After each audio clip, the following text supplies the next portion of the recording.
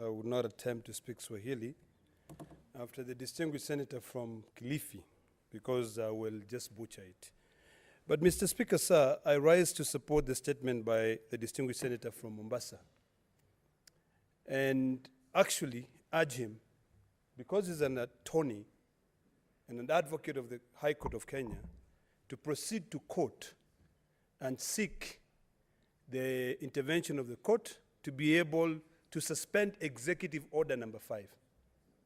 Mr. Speaker, sir, the Law Society of Kenya proceeded to court, and High Court suspended Executive Order number 1, which the executive attempted to control the judiciary.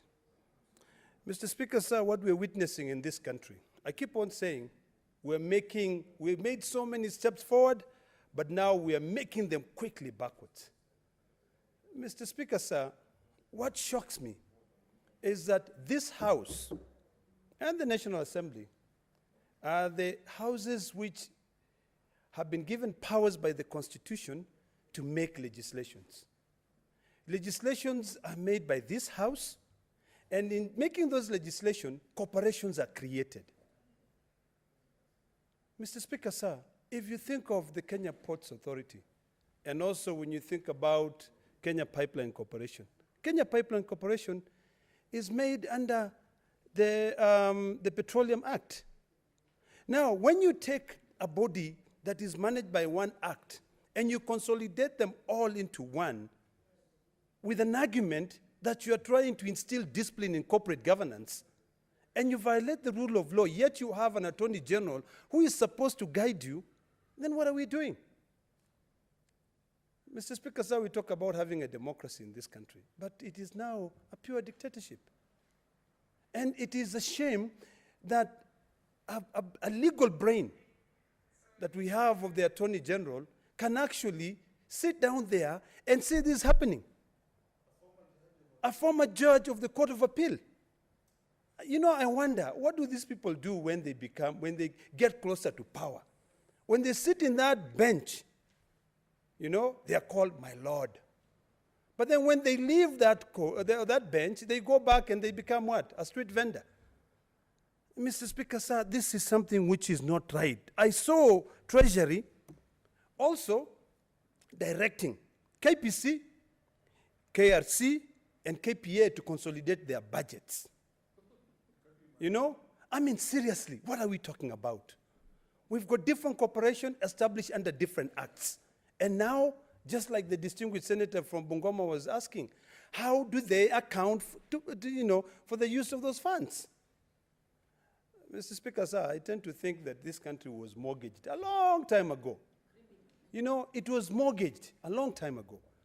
And when you hear arguments that these 3 corporate bodies have got assets in a tune of 1.1 trillion shillings, and that their annual budget is about 600 billion, then it will lead me to conclude that it is a way to lie to the Chinese, whom we've taken billions of shillings to them, that we have the capacity to pay.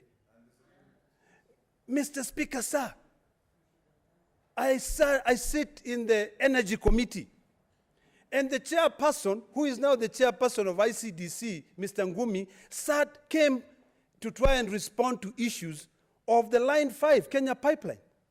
And when he came, his own actions as a person who came in and intervened has now caused this country to pay a contractor billions of shillings, millions of dollars, because of his actions.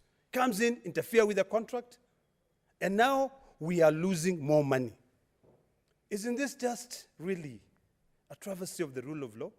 How do we just allow? And seriously, you know, it is wrong. It is absolutely wrong. And in fact, when we raise issues about, you know, the legality of this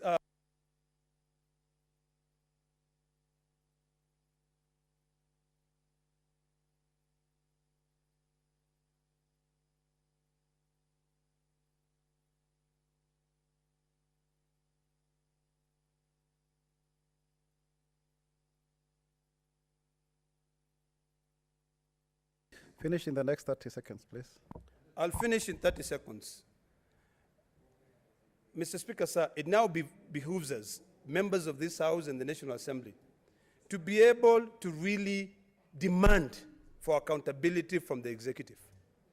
You know, we keep arguing that, oh, the executive is the one who is giving us money, which is not true.